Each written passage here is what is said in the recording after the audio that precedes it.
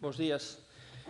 O xeto da roda de prensa é facer unha valoración do anteproxecto da Lei de Rehabilitación e Rexeneración de Galicia presentado polo Goberno despois dun período de suxerencias ao público que xa fixo modificar algo o texto e nos parece unha cuestión moi importante polo que vimos defendendo nós dende hai anos, que é a necesidade de priorizar a conservación do patrimonio construído frente á política de expansión especulativa que se fixo neste país durante os últimos anos.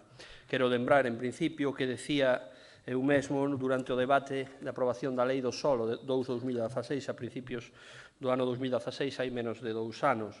Eu decía, renúnciase a xestionar o rico patrimonio construído existente para centrar as políticas urbanas na demolición e ocupación de novas áreas.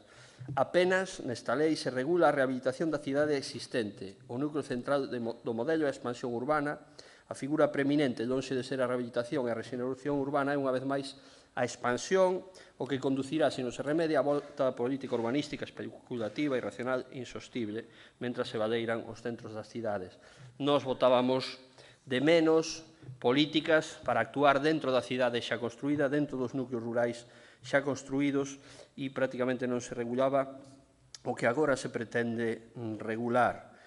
Propoñíamos fomentar a rehabilitación e ocupación de vivendas baleiras en desuso, a renovación e rexeneración urbanas, evitar a especulación do solo, da vivenda, etc. Ben, ou non facerse eso cunha lei do solo de menos de 2 anos que xa ten 4 modificacións e esta lei de aprobarse xa tería unhas cuantas modificacións máis.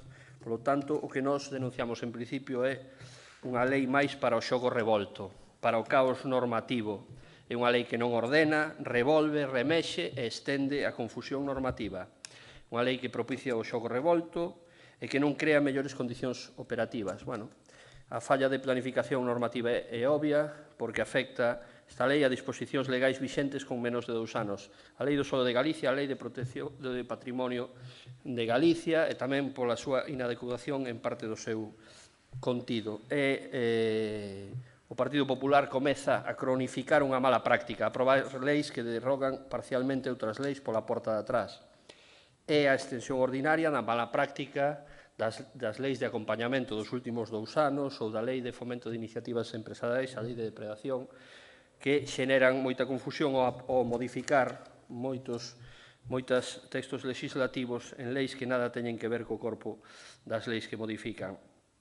Por outra banda, é unha lei liberalizadora, quere aprobar para liberar as peores forzas do mercado especulativo e non se ten en conta a xente que vive nas zonas que se pretenden rexenerar e rehabilitar. Non queremos só políticas de rehabilitación arquitectónica, senón queremos leis que non expulsen a xente das súas casas, dos seus barrios, para que veñan fondos de inversión, lobbies dos promotores a sacar plusvalías. En todo o proxecto non se mencionan os patrimonios públicos do solo, sexan autonómicos, sexan municipais, que, como instrumentos reguladores do mercado do solo da vivenda, deben de ter protagonismo fundamental nos instrumentos de actuación. Non se nomean porque o obxectivo final é favorecer as prácticas especulativas dos lobbies dos promotores. Pois liberalización que se concreta en moitos puntos, que non teño tempo tampouco de decir todos, pero, por exemplo, a posibilidade de non manter a trama urbana, incluídas as alineacións arrasantes, poden cargarse as tipoloxías da zona, é dicir, non respetar a tipoloxía da zona, pódense modificar as determinacións dos plans xerais de ordenación municipal pasando por riba dos concellos, establecese réximes simplificados para a tramitación ambiental, unha vez máis, e tamén se pasa por riba das determinacións incluso dos plans especiais de protección, rebaixando as proteccións. Eso sí, as medidas de fomento do realoxo e retorno das persoas nos habitantes das áreas rehabilitadas é potestativa. Os programas de envellecemento activo e de convivencia son potestativos. En cambio, o que non é potestativo son as medidas de desprotección. A lei rebaixa as garantías, sacrifica todas as políticas de protección, aposta clara é pola degradación da protección patrimonial, mesmo deixándose en efecto as maiores cautelas e proteccións dos plans especiais, como decía antes, de protección, que se aproban nos concellos. Hai unhas normas de aplicación directa que pasa por riba destes plans especiais de protección xa aprobados, e só se excluen desas normas de aplicación directa os BICs individuais, os de protección integral. É dicir, a solución sempre pasa pola desprotección, a solución que nos propón o PP sempre pasa pola desprotección. Nos creemos que a solución pasa polo rigor, pola planificación e por dotar orzamentariamente os plans e as leis, algo que, como vimos denunciando, non se cumple neste goberno. O problema non é só facer novas leis, sino o problema é dotar de orzamentos e executar os orzamentos. O programa de políticas de rehabilitación do 2016 tuvo un grado de execución do 15%. Entón, por moita legislación que se pretenda aprobar, se non se modifica eso e se non se dotan de orzamentos públicos, pois non se poderá facer nada máis que entre o capital privado a facer negocio. Tamén se ampara a desprotección, as melloras da accesibilidade e mellora enerxética que poden incumplir incluso o réxime de protección patrimonial aprobado na Lei de Patrimonio de Galicia. Despois tampouco vemos na lei garantías de investimento e financiamento público. Hai unha clara subordinación das competencias municipais ao IGUS, á Consellería, e non establece criterios claros para a coordenación cos concellos e non ten garantías de financiamento máis alá dos plans estatais de vivenda.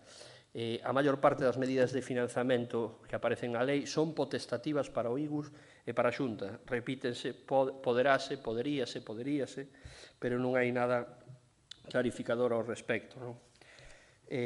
Nos plans de dinamización dáse entrada ao investimento privado coordinado co Instituto Galego da Vivenda e solo. Despois hai a lei rescata prácticas abandonadas dende a lei do 97 nas transferencias do aproveitamento, tamén unha demanda reiterada dos promotores urbanísticos, que agora ven satisfeita.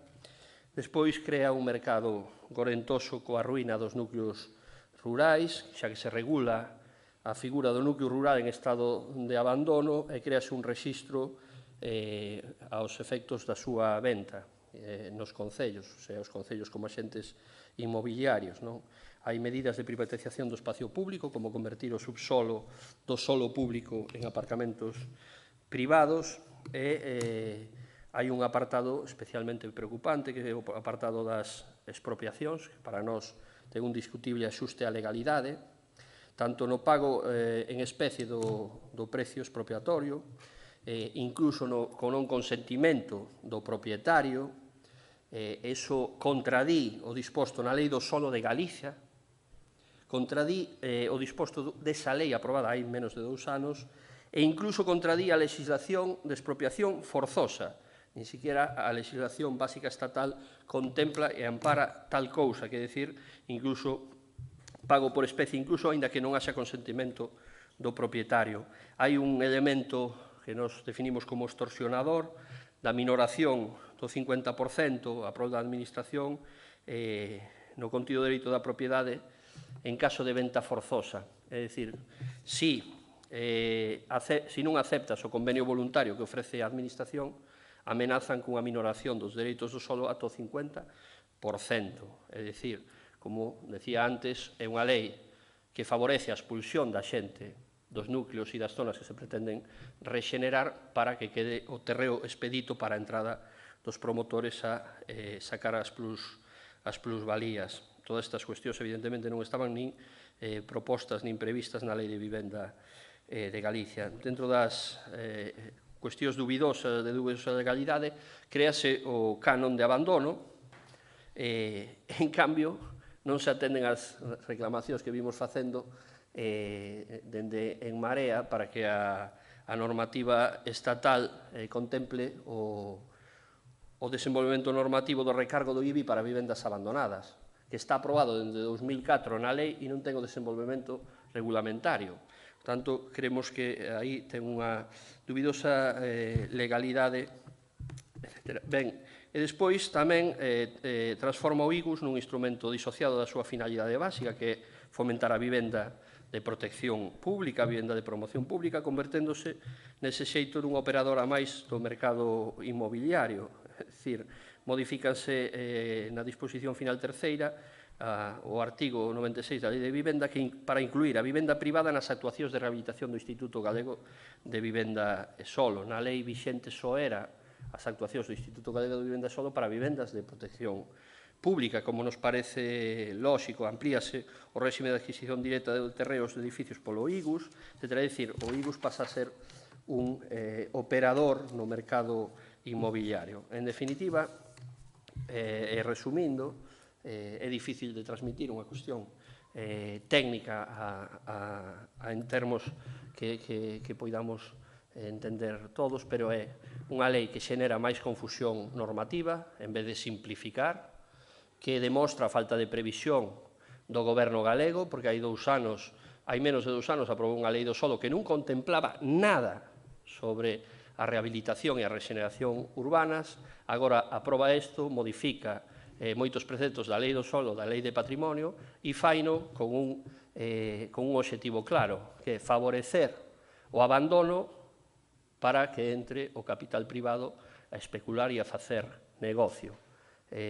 Ese é o resume por riba. Nós, en cambio, apostamos por unha política rigurosa en defensa do interés xeral, con un horizonte temporal de medio e longo prazo, con orzamentos claros, orzamentos públicos claros, e que teña o obxectivo non de rehabilitar só arquitectónicamente as vilas, as cidades ou os núcleos rurales, sino de tamén respetar a xente que vive neses núcleos, nesas vilas, neses barrios, que deben de ter políticas de apoio para que poidan seguir vivindo alí e non se produzan os fenómenos xa coñecidos de xentrificación, que ao final as políticas de rehabilitación sirven para expulsar a xente do común e para que veñan os promotores a facer negocio e a facer barrios onde veña xente con alto nivel adquisitivo.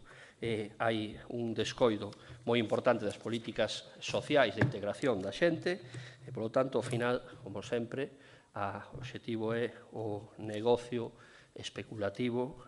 Para iso favorecen o abandono. Unha vez máis, facilitan a figura do abandono a nivel urbano e a nivel rural para beneficiar as plusvalías de determinados intereses. Esta é unha primeira valoración. Nós estamos dispostos, como en Marea, a aportar, e aportaremos, como aportamos en todos os proxectos de lei, con moi pouco éxito de cara a que o Partido Popular considere as nosas propostas, pero polo menos quedarán claras durante o trámite legislativo da Lei de Rehabilitación e Rexeneración. A máis, tedes preguntas?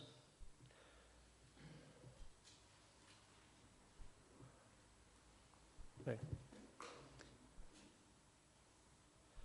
Pois, se non hai preguntas,